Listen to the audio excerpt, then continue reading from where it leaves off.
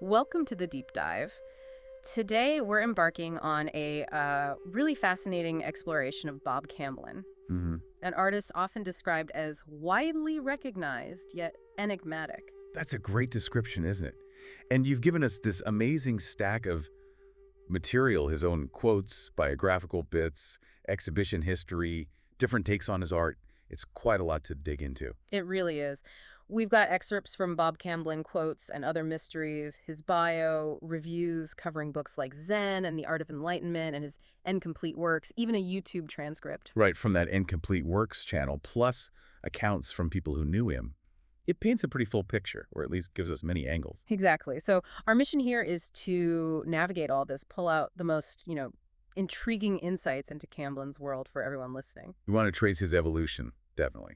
How his style shifted. and get into those core philosophical ideas, the ones in his work and writings. Yeah, and his collaborations, too. That seems like a big part of his story. And ultimately try to understand why he's still such a compelling figure despite, thousands of artworks scattered across the globe and him being so elusive. He certainly keeps you guessing. Okay, so to start painting that picture, what can you tell us about Camblin's early life? What were those first influences? Well, he was born in Oklahoma, 1928.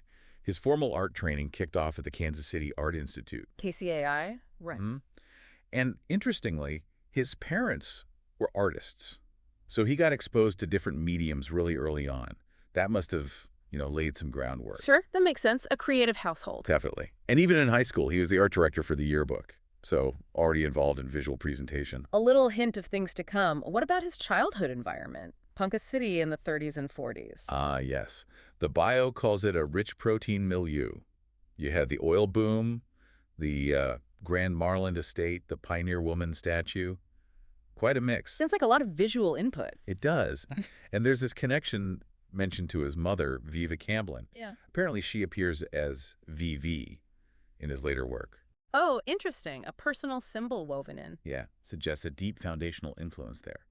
The bio hints the sophistication of the Marland Estate might have sort of rubbed off on him, too. And beyond the local stuff, any big cultural impacts? Well, The Wizard of Oz is specifically mentioned, the film. Really? Wow. Okay, I can see that. The visuals, the fantasy. Exactly. You can imagine how that might fuel a young artist's imagination, maybe planting seeds for exploring the unexpected later on. And he had a close friend early on, Forrest Harrisberger. Yes, a friendship that lasted like 6 decades. Started with good vibes, apparently, and drawing. They even served in the Air Force Reserve together during the Korean War. Wow. Shared experiences like that must bond you. For sure. They apparently sketched the California coastline together while on duty. After the military, Camblin went back to KCAI, and then came the Fulbright. To Italy. That must have been huge. Oh, absolutely transformative, it seems. Yeah, The Uffizi Gallery, obviously, all that Renaissance mastery. of course. But also, interestingly, the Catacombi di Cappuccini in Palermo. The Capuchin catacombs. Okay, that's different. Yeah, and apparently it led to recurring mummy imagery for him. So you've got this contrast, high Renaissance beauty, and then this more macabre, unsettling imagery. That mix feels very Camblin somehow, from what I'm gathering. It does. And specific paintings, too, like Botticelli's Birth of Venus and Primavera. But he didn't just copy them. Yeah. He'd weave in contemporary things like references to KPFT radio in Houston, or hide images within his interpretations, almost like little secrets for the viewer. Layers upon layers. So he was already playing with perception early on. Seems like it. And he was exhibiting early, too, places like the Art Institute of Chicago. So getting recognition. But it wasn't a straight path to full-time artist. No, he actually worked as a map maker for a bit. Huh. Map maker. Maybe Mhm. that influenced his line work later. That precision. Could be. No. It's an interesting thought. Then he really dedicated himself to teaching. Ringling School of Art, University of Illinois, eventually ending up at Rice University in Houston. Seems he made a real impact there. Okay, so we have these diverse roots. How did his actual artistic style and philosophy develop from there? The sources mention a lot of shifts. Yeah, it wasn't static at all. Early on, some work tackled social protest, bold outlines, flat colors, pretty direct. But then he started blending things. Social realism with non-objectivity, Right. moving away from just representing things. Right, becoming less literal. Exactly. Mm. And a really key shift was towards drawings becoming the main event, Mm. not just studies, but monumental works of themselves. Monumental drawings. And For he'd incorporate corrections, Yeah. white gouache, bits of pasted paper right into the drawing, making the process visible. I like that. It's like seeing the thought process unfold. It's very honest, yeah. And in the 60s, he was trying this ambitious thing, combining the sort of poetic feel of Hugo van der Goes. Early Netherlandish painter. Right. With the emotional punch of Goya. Wow, that's quite a fusion. Poetry and intensity. Mm-hmm.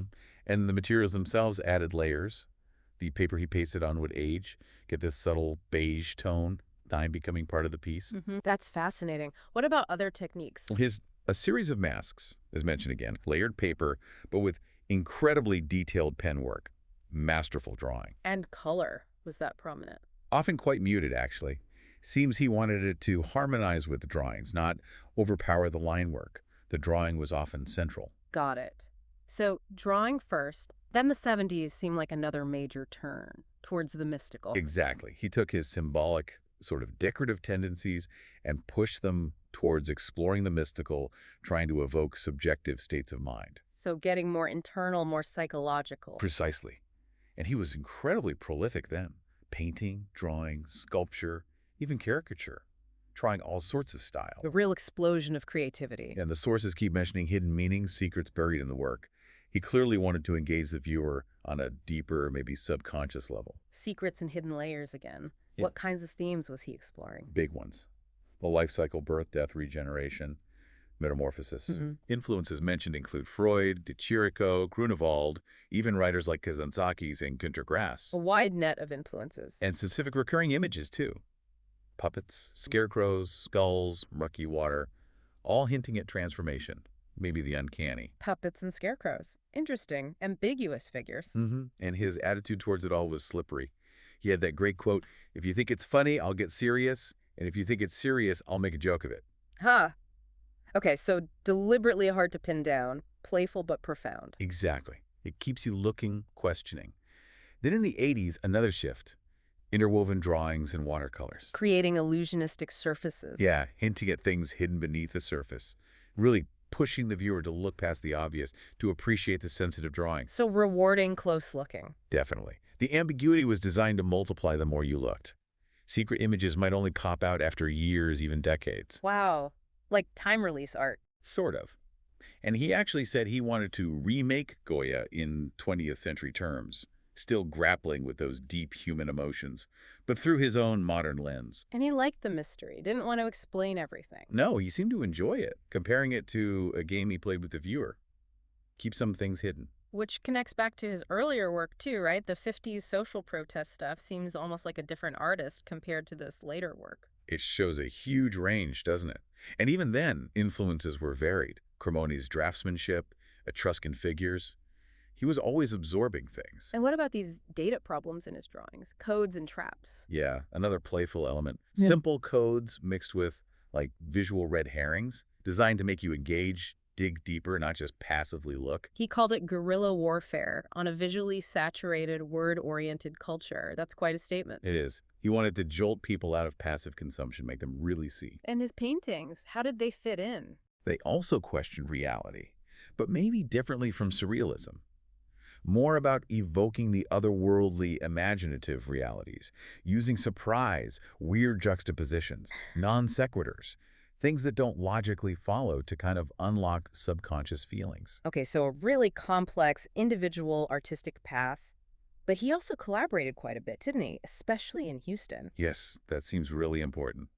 His partnership with Earl Staley and Joe Tate, they formed B&E Productions. Right, and they did these events. Yeah, things that really challenge what you'd expect from art, like a tattoo show or one called Joe Tate's Backyard, even the camping show. Aha, the camping show. What would that even be? Exactly. It sounds like they were deliberately blurring the lines between art and life, Yeah. making it maybe more immediate, less stuffy. Breaking down barriers. And it fits with his idea about the submergence of individual ego. Ah, yes. Signing things anonymous or anonymous artists. Pretty radical, right? Putting the shared creation ahead of individual fame. Definitely speaks volumes. Was that collaboration ongoing? Well, later in the 80s, he worked with Nancy Giordano on something called Mushes Volantes. Flying flies! Haha, sort of. Works made of dots and dashes, creating optical illusions, still exploring perception, but in a different collaborative way. Always experimenting. So, underneath all this artistic evolution and collaboration, what were the core philosophical anchors for him? Zen comes up a lot. It seems central, yeah. Ideas like simplicity, just seeing, Yeah. mindfulness, accepting impermanence, they echo in his quotes and how people interpret his art. Finding serenity, adapting like water, those kinds of Zen concepts. Exactly. One of the book titles is even Zen and the Art of Enlightenment. Pretty direct signal there. And the I Ching, that ancient Chinese text. The hexagram can. The abysmal water is Wow. mentioned specifically. It represents danger, needing caution, but also Finding the path of least resistance, like water flowing. precisely that duality, acknowledging danger but staying fluid, Yeah. adaptable. Yeah. Seems to fit his approach to life and art. A kind of balanced awareness. What about this idea of everyday enlightenment connected to his work? It suggests finding moments of real understanding through looking at art, through language, seeing beauty in absurdity, accepting things are temporary. So, art as a way to shift your perception of the everyday. Yeah, almost like a meditation tool, as one review puts it. Not giving answers, but prompting you towards a deeper understanding. A series of questions disguised as images. I like that. It puts the emphasis on the viewer's own contemplation, their self-inquiry. The looking becomes a dialogue. An ekphrastic dialogue. Right. He seemed to feel real understanding comes from experience, not just knowing facts. Knowledge doesn't automatically educate, as he put it. Feeling can't be transferred, only experienced. That makes sense. And balancing intuition and logic. Yes, urging us to keep our perception open, not close off by assumptions. Training ourselves to open the circuits, not close them. And he distinguished between believing and knowing. Suggesting mystics have actually been somewhere beyond pure logic. It shows a respect for intuitive, experiential ways of knowing. Fits with quotes like, step off the train of thought. Exactly. Or resist and submit, held in perfect balance. These little phrases pack a philosophical punch. Then the idea that the process itself can't be failure, if you're aware of it. Yeah, embracing the process, learning to fail, relax, feel, really think, resisting just rote learning. It feels very holistic, connected. It does. Concepts like the hologram collective understanding becoming clearer, or contemplating the universe, time to dream of how it works. He really went deep. And that quote, there are no mistakes, you are doing the best you can. That's powerful too. Self-acceptance. It grounds all the complex thought in something very human. Okay, so shifting gears again towards his later life, he made a pretty huge change in 1976, didn't he? Leaving academia. Yeah, a radical decision. Hmm? He decided to live nomadically, funding it all by selling his art. Wow. Where did he go? All over Italy, France, Ireland, Mexico, the South Pacific, really immersing himself in different places. That must have fed his art in new ways. You have to assume so. Eventually, he settled for a time on the Oregon coast, then Louisiana with his wife Nancy. Became more reclusive then. A real commitment to the art over, maybe, career stability. It seems that way, a total dedication. And his later studio, described as a wizard's den. Haha, yeah, filled with curious objects. Creates quite an image, doesn't it? A lifetime of collecting things that sparked his imagination. It really does. And portraying himself as Mr. Peanut. And signing anonymous. Reinforces that enigmatic quality, maybe a detachment from ego or fame. And apparently he gave away his treasure before one move. Letting go. Seems like it. Shedding attachments. It's poignant. There were efforts to show his work after he passed in 2006, right? Yes, attempts at a posthumous show in Houston and a smaller show at a frame shop to help out after he had a stroke. Shows the community's support. And the quotes from friends really round out the picture. His talent, his teaching, that collaborative spirit, but always that enigma. Yeah, Earl Staley saying he learned the fundamentals from Camblin. That's a strong testament. And Penny Serling's observation, Camblin questioned everything and everybody. That feels spot on, doesn't it, based on everything we've discussed? His legacy seems to be that relentless questioning and innovation. Still inspires artists today. So wrapping up our deep dive on Bob Camblin, what emerges is an artist who just defies any simple box. Absolutely. His life, his work is this incredibly complex tapestry. Personal experience, deep philosophical questions, always pushing against artistic conventions. From Oklahoma beginnings to those nomadic later years, his art was just this profound ongoing exploration of himself, of existence's mysteries. And it really invites the viewer into that process, doesn't it? A personal journey of discovery. It really does. And maybe one really intriguing thing to chew on is that consistent use of anonymity later on. What does that tell us? About his view of authorship, ego, the artist's role in our image-saturated world. Yeah, fundamental questions about what it means to be an artist. It's fascinating. Definitely leaves you thinking. And we've really only scratched the surface today. There's so much more to Camblin's work. For sure. If folks are intrigued, they should definitely seek out those books. Look for info on his shows. Really sit with his ideas. You might find your own mystic switch, as he might say, gets flipped by his unique way of seeing. Yeah. And hopefully, just as Camblin urged people to look beyond the obvious, maybe this dive encourages everyone listening to approach the world with a bit more curiosity. And a willingness to embrace ambiguity, perhaps, on their own journey of learning. That sounds like a good takeaway. Yeah. A very Camblin-esque takeaway.